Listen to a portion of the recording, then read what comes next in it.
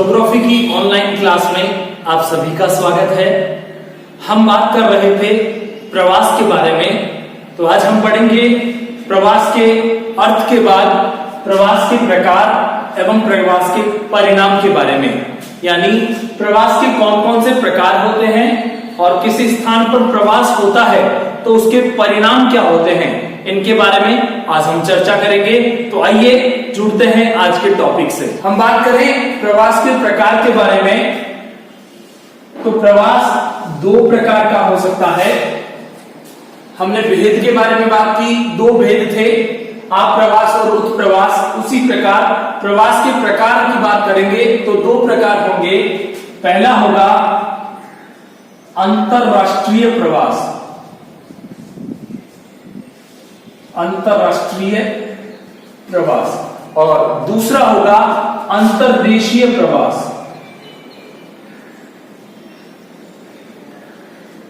अंतर्देशीय प्रवास।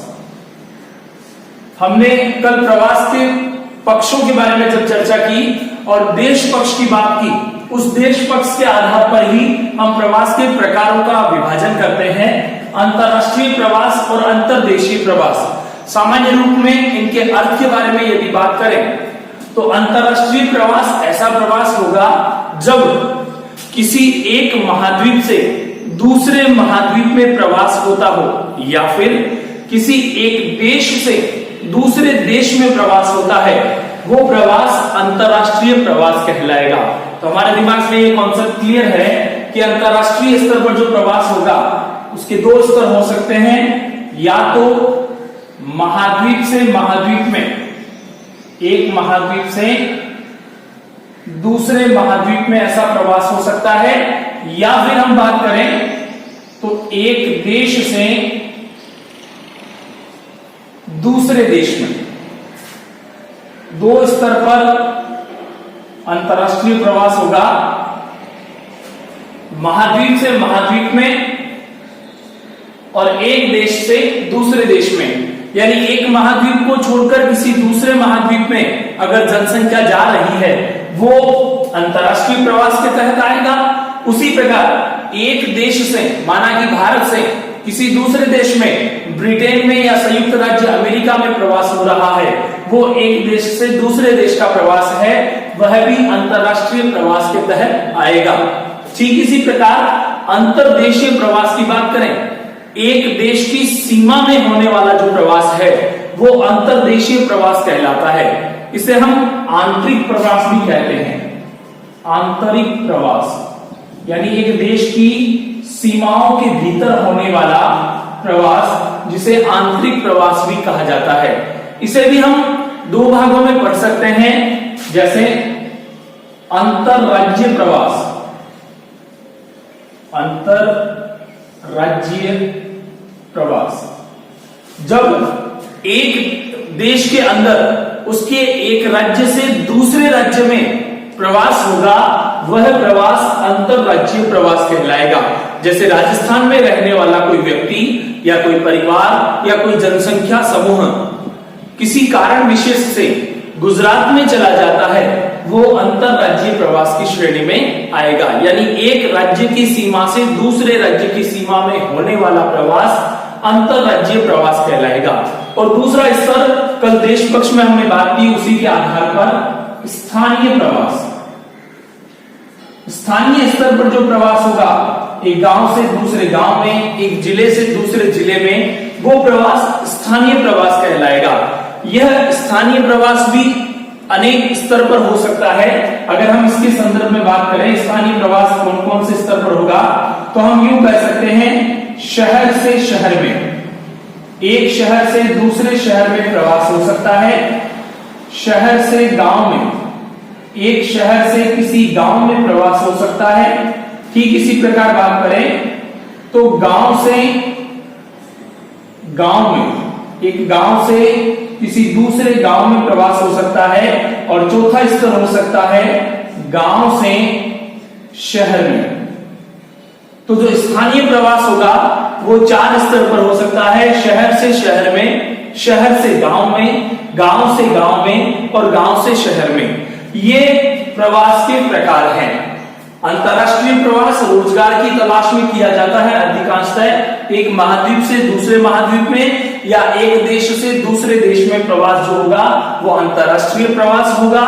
और एक देश के अंदर उसकी सीमाओं में एक राज्य से दूसरे राज्य के बीच में होने वाला प्रवास अंतरराज्य प्रवास कहलाएगा। और स्थानीय प्रवास में एक गांव से दूसरे गांव, एक जिले से दूसरे जिले में या एक शहर से दूसरे शहर में जो प्रवास होगा वो स्थानीय प्रवास कहलाएगा। तो ये प्रवास के प्रकार हैं। आइए इसके साथ हम बात करते हैं प्रवास के परिणाम के बारे में।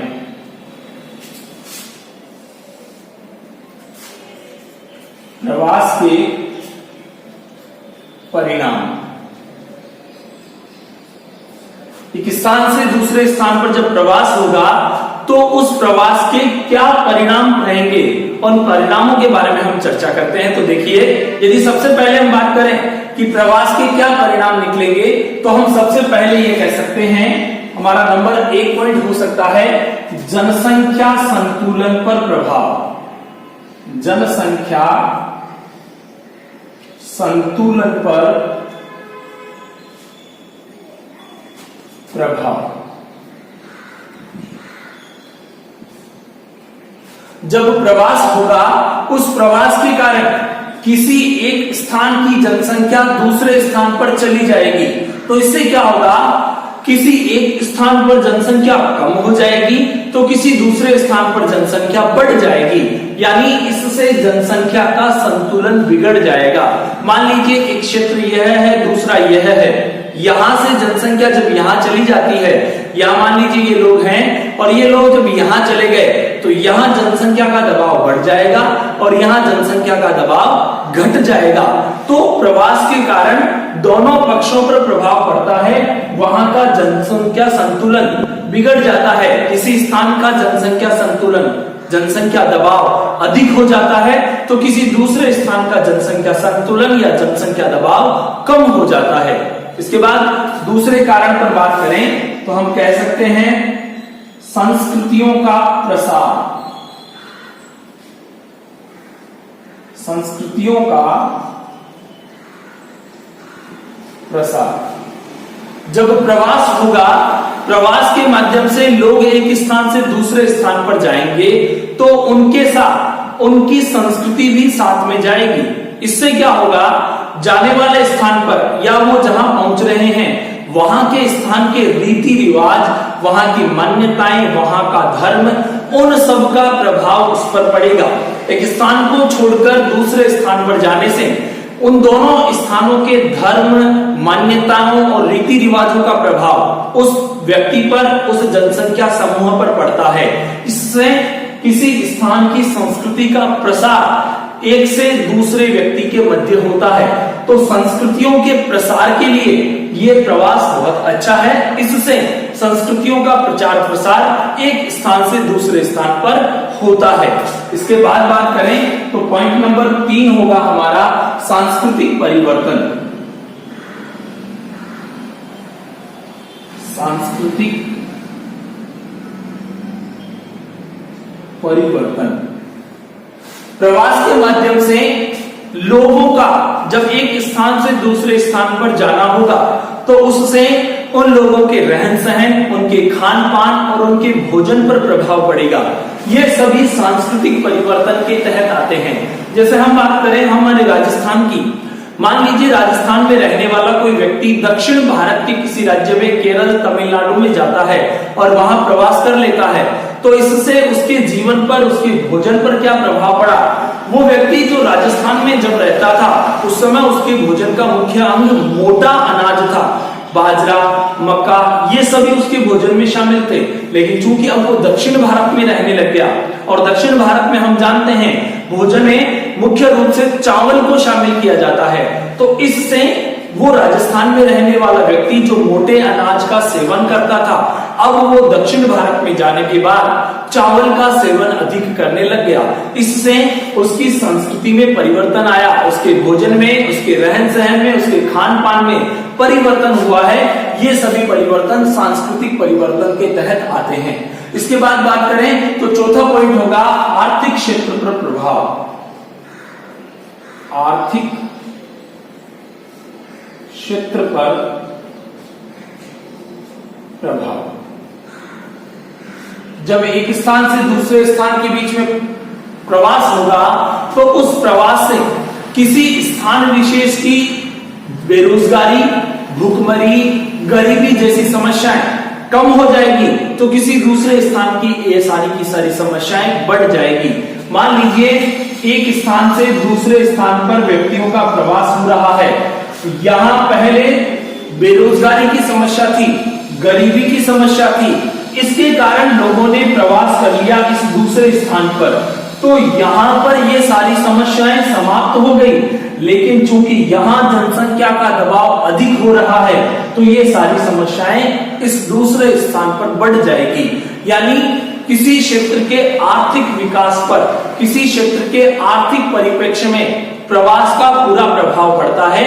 किसी स्थान विशेष का जनसंख्या दबाव, वहां की बेरोजगारी, वहां की गरीबी, वहां की भूखमरी जैसी समस्याएं कम हो सकती है, तो किसी दूसरे स्थान की ये सारी समस्याएं बढ़ जाती है। इसके बाद बात करें नंबर 5, क्षेत्रों का कुशल विकास। जब एक व्यक्ति या मानव समूह प्रवास करता है तो प्रवास के माध्यम से उस व्यक्ति के साथ उसकी टेक्नोलॉजी भी साथ में जाती है। उसकी तकनीक, उसकी कार्य कुशलता के माध्यम से जब वो किसी दूसरे स्थान पर जाता है तो उस स्थान पर जाकर अपनी तकनीक, अपनी कार्य कुशलता, अपनी कार्यशैली के माध्यम से वह व्यक्ति उस स्थान का कुशल विकास करता है, जिससे उस क्षेत्र का कुशल विकास हो जाता है। मान लीजिए हमारे क्षेत्र के कुछ टेक्निकल लाइन के लोग, इंजीनियर लोग एक हमारे स्थान को छोड़कर किसी दूसरे स्थान पर जाते हैं और वहां जाकर अपना बसाव कर लेते हैं, तो वहां जिस क्षेत्र में वो रहेंगे उस क्षेत्र का अपने दिमाग के माध्यम से, अपने टेक्नोलॉजी के माध्यम से बहुत अधिक विकास करेंगे। तो हम कह सकते हैं किसी क्षेत्र के कुशल विकास में भी प्रवास का बहुत महत्वपूर्ण योगदान रहता है। प्रवासी अपने ज्ञान के माध्यम से उस क्षेत्र का विकास बहुत अच्छे तरीके से करते हैं। और अंतिम 6 नंबर पॉइंट हम बात करें तो हम कह सकते हैं अंतरराष्ट्रीय सद्भाव में वृद्धि। अंतरराष्ट्रीय सद्भाव में वृद्धि। एक देश से दूसरे देश के बीच में प्रवास होने से उन दोनों देशों के बीच में आपसी सहयोग, मित्रता की भावनाओं का विकास होगा। इससे उन दोनों देशों में रहने वाले लोगों के प्रति उन दोनों देशों की सरकारों का नजरिया बदलेगा।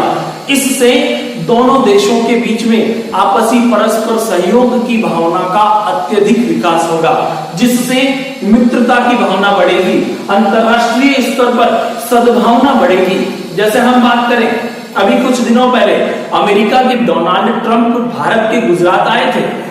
हमें पता है कि अमेरिका में भारतीय लोगों की संख्या भी बहुत अच्छी है और आने वाले भविष्य में अमेरिका में चुनाव है, तो भारतीय मतदाताओं को प्रभावित करने के लिए ट्रंप का ये भारत दौरा बहुत प्रभावी सिद्ध होगा, जिसके माध्यम से वो भारत में आकर वहां अमेरिका में रहने वाले भारतीय वोटर्स को अपनी ओर आकर्षित करना चाहते हैं। यानी प्रवास के माध्यम से किसी दो देशों के बीच में आपसी सहयोग, मित्रता, परस्पर विकास की भावनाएं, सद्भावनाएं, ये सभी बढ़ जाती है, जो दोनों देशों के बीच में फायदेमंद होती है। क्योंकि हम वसुधैव कुटुंबकम की पालना करते हैं, पूरे विश्व को अपना परिवार समझते हैं, तो इस सद्भावना के बलबूते पर पूरा विश्व एक परिवार के रूप में समायोजित हो जाता है। तो बच्चों, आज हमने बात की है प्रवास के प्रकार के बारे में, अंतरराष्ट्रीय प्रवास और अंतर्देशीय प्रवास। अंतरराष्ट्रीय प्रवास महाद्वीप से महाद्वीप के बीच में और एक देश से दूसरे देश के बीच में होता है, जबकि अंतर्देशीय प्रवास, जिसे हम आंतरिक प्रवास कहते हैं, यह है एक राज्य से दूसरे राज्य के बीच में या एक शहर से दूसरे शहर के बीच में, एक शहर से दूसरे गांव के बीच, एक गांव से दूसरे गांव और एक गांव से दूसरे शहर के बीच में होता है। ठीक इसी प्रकार प्रवास के परिणामों पर चर्चा करें तो जनसंख्या संतुलन पर इसका प्रभाव पड़ता है, संस्कृतियों का प्रसार होता है, सांस्कृतिक परिवर्तन होते हैं, आर्थिक क्षेत्र पर प्रभाव पड़ता है, क्षेत्रों का कुशल विकास होता है और अंतरराष्ट्रीय सद्भाव में वृद्धि होती है। निबंधात्मक प्रश्न की दृष्टि से प्रवास के परिणाम यदि हमें पूछे जाए तो हमें इन 6 पॉइंट का विकास करना है, विस्तार करना है। इस पूरे मैटर के नोट्स तैयार करेंगे, अच्छे से पढ़ेंगे, अगले वीडियो का इंतजार करेंगे। पढ़ते रहिए, आगे बढ़ते रहिए। Thank you.